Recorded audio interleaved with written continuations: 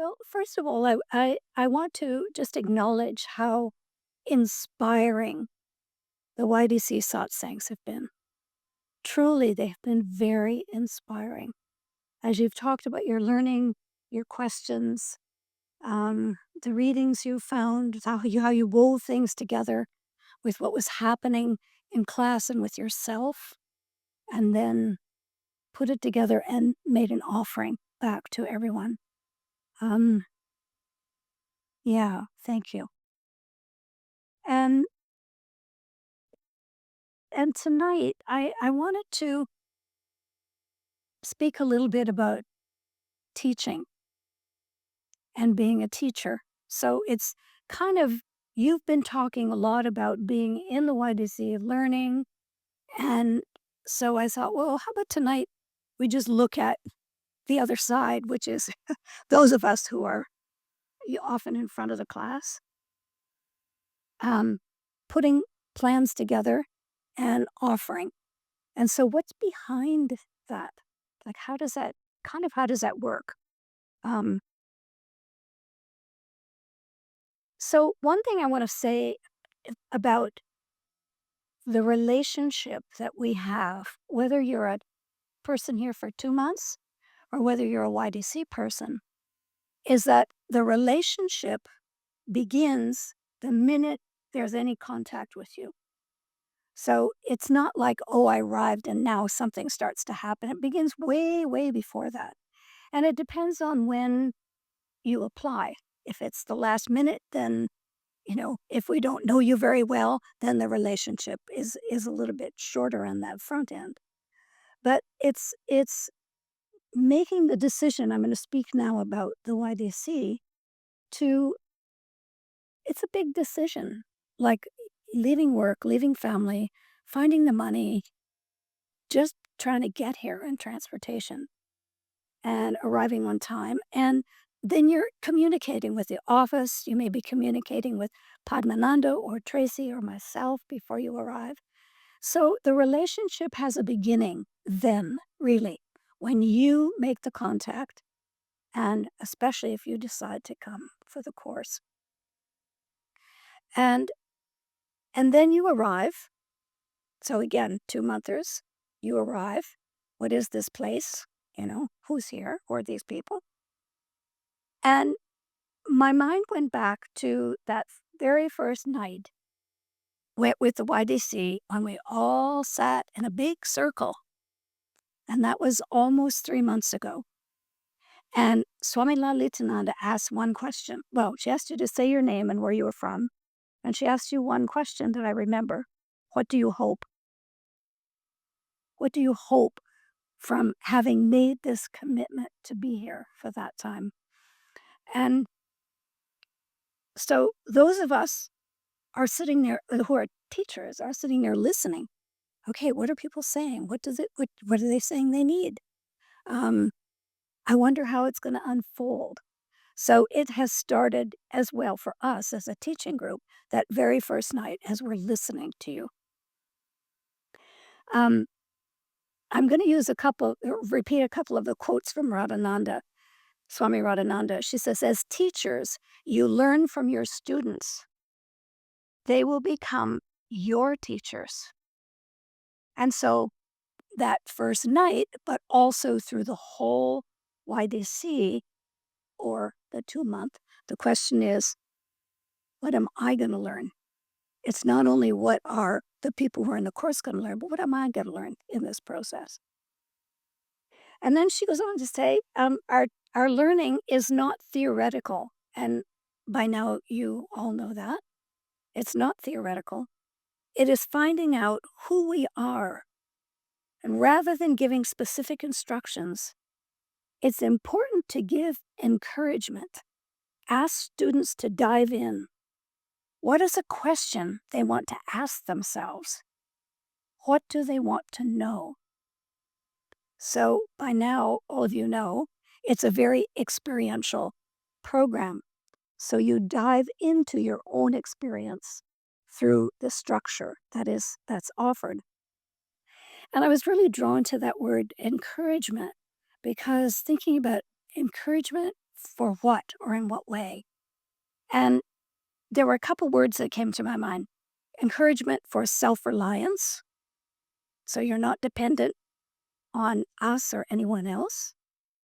Your own autonomous, independent learning. Because when you leave here, you want to keep the richness going. Whatever has come up for you, you want to keep that going.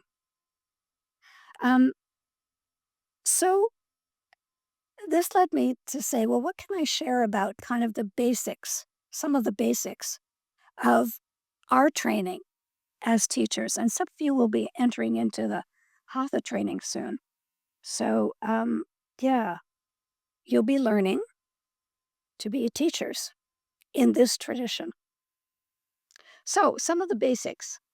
And I just want to say that those of us who teach here have been doing this for a lot of years.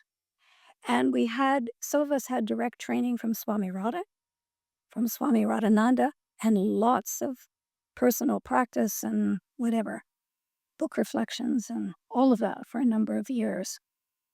So some of the basic things that I came up with anyway, there's lots, but one of the things is listening and observing. So just like in that first night, what did I hear? What did we hear that the group needed? And then every day in class, what am I hearing? Not just from the group itself, but from each person. The tone, the words, the body language, and also the observation. Because I was thinking about, there were a couple times in this 3 months that I walked into class all ready with my lesson, and I looked around and it was kind of like,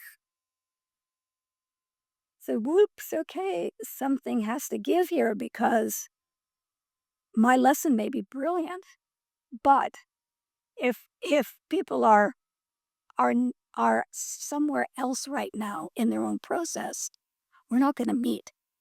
So it can be, let's get up and do the Divine Mother prayer dance, or let's get up and stretch, or let's stand in Tadasana, or something to shift the energy to bring it to some kind of a focus where we can start together, begin together.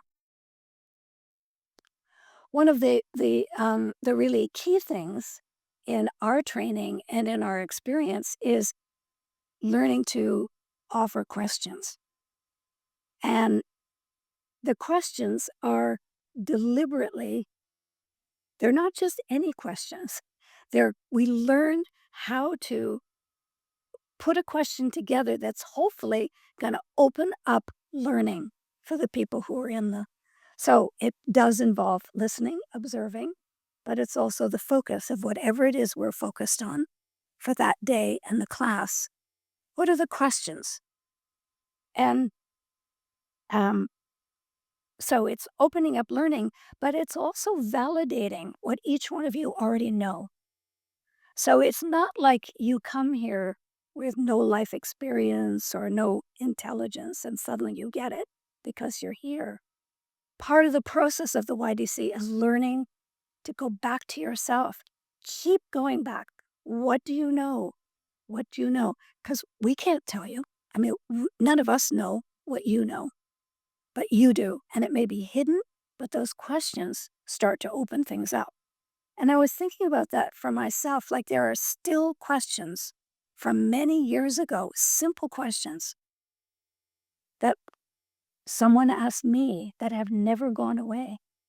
I keep going back to them. So questions are powerful. And so we're constantly, when we're asked questions from people in a class, in a group, you know what we do? We hand it back. Because what's the point of any of us answering the question? It's your question and it's for you. It may not feel that way, but at times, but it's what it is. And then the other thing with questions is really encouraging your own questions.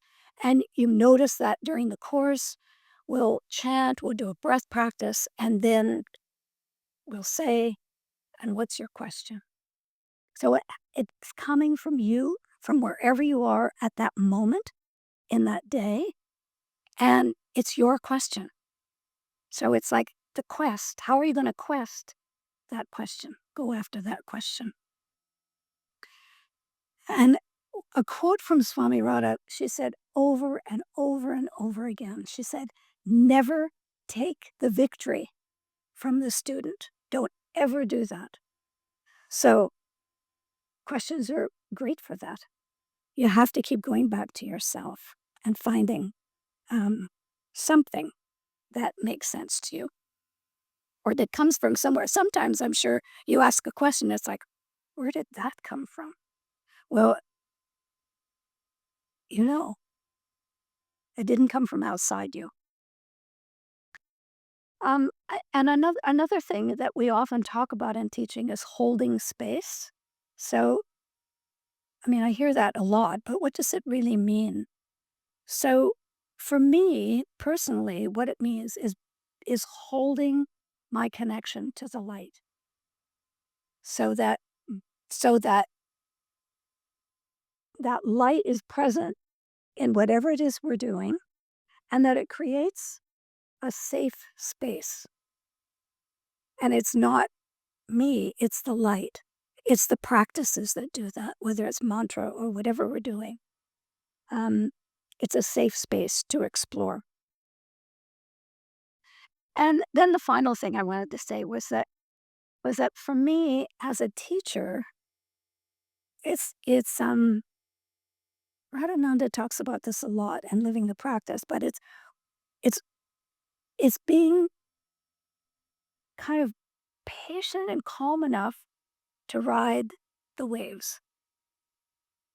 So to ride the waves of what's ever happening in the group, with individual people, not rescuing, not but offering what can be offered so that the wave just keeps going. It's up and down and up and down, and people find their own way. And so I'll close with one final quote from Swami Radhananda. She says, as a teacher, you understand that it is your responsibility to take people to a higher level within themselves, a higher understanding, a deeper meaning of life and their own lives. You are always supporting the best in your students. And I just think that's so beautiful. And in order to take people to a higher level, to take anyone or offer anything to try to lift, means that all of us as teachers have to hold steady to our own practice, because that's really what we're offering.